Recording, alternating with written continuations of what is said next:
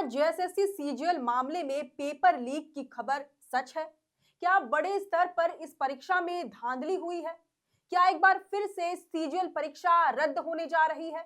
ये तमाम सवाल तब उठने शुरू हो गए जब रांची पुलिस द्वारा गठित की गई एसआईटी की टीम ने कुछ अहम खुलासे किए। टीम ने कोर्ट को जांच की रिपोर्ट सौंपी है। इसी रिपोर्ट में पेपर लीक मामले का पर्दाफाश हो गया है। हालांकि इस जांच रिपोर्ट को अब तक पुलिस ने सार्वजनिक नहीं किया है, लेकिन दैनिक अखबार दैनिक भास्कर ने अपने इन्वेस्टिगेशन के आधार पर इस रिपोर्ट को अखबार के फ्रंट पेज में छापा है।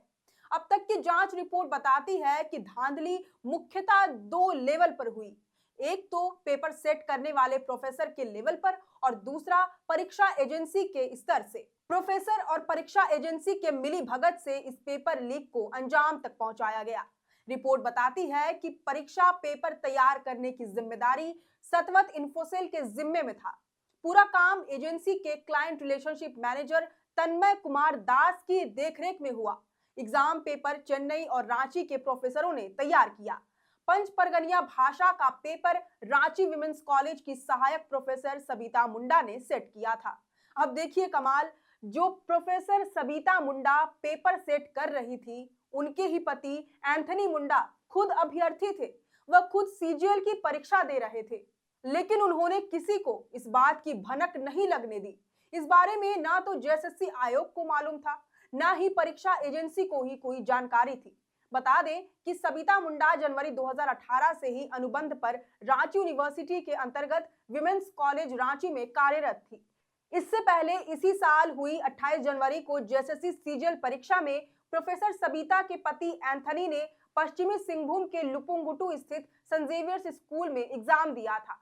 हालांकि इस एग्जाम को लेकर खूब हो हंगामा हुआ, पेपर लीक के आरोप लगे, जिसके बाद ये परीक्षा रद्द हो गई थी। वहीं रिपोर्ट के मुताबिक प्रोफेसर सबिता मुंडा की एजेंसी के क्लाइंट रिलेशनशिप मैनेजर तन्मय से पहली बार मुलाकात पीएचडी के दौरान हुई थी, जिसने सितंबर 2022 में सबिता को फोन करके 1 महीने में 3 सेट में पेपर तैयार करने को कहा था। इसका सिलेबस व्हाट्सएप पर भेजा गया था। सबिता ने इसमें पति की मदद ली। पेपर पति के लैपटॉप पर ही तैयार किया गया। इसका प्रिंट आउट तन्मय को दे दिया गया, जबकि ओरिजिनल पेपर लैपटॉप में ही रहा।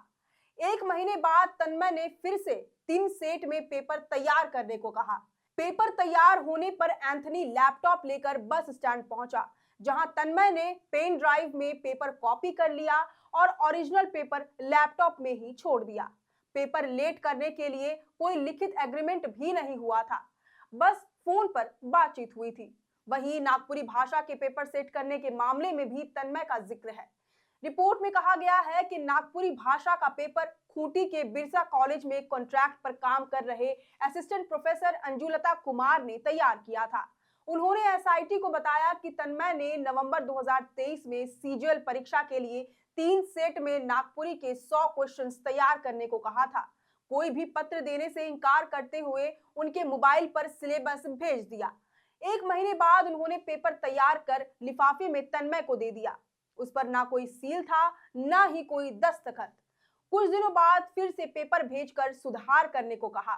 28 जनवरी को परीक्षा में जो पेपर दिया गया, उसमें अधिकतर प्रश्न उनके तैयार किए हुए थे। वहीं पुलिस ने पेपर लीक के लिए आयोग के साथ साथ परीक्षा एजेंसी सतवत इन्फोसेल प्राइवेट लिमिटेड को भी लापरवाही बरतने के लिए जिम्मेदार ठहराया है। दरअसल जब पुलिस ने एजेंसी के नेटवर्क कोऑर्डिनेटर ए अरविंद से पेपर की प्रिंटिंग के दौरान सीसीटीवी फुटेज मांगा, तो उन्होंने बताया कि डीवीआर में मात्र 15 दिनों का ही वीडियो फुटेज स्टोर रहता है। पुलिस ने कंपनी की सीईओ सुनिधि रमेशनन से परीक्षा संचालक को लेकर तैयार एसओपी मांगी, तो बताया गया कि ऐसा कुछ तय नहीं हुआ है। अब कंपनी के अधिकारियों के खिलाफ बड़ी कार्रवाई की जाएगी।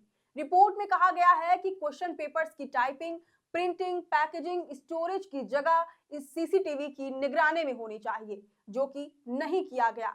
इस वजह से कंपनी के अधिकारियों के विरुद्ध सबूत मिटाने के आरोप में आपराधिक मुकदमा दर्ज किया जाना चाहिए। वहीं प्रिंटिंग प्रेस से लेकर रांची ट्रेजरी में पेपर रखने के दौरान भी बड़ी गलती को अंजाम दिया गया।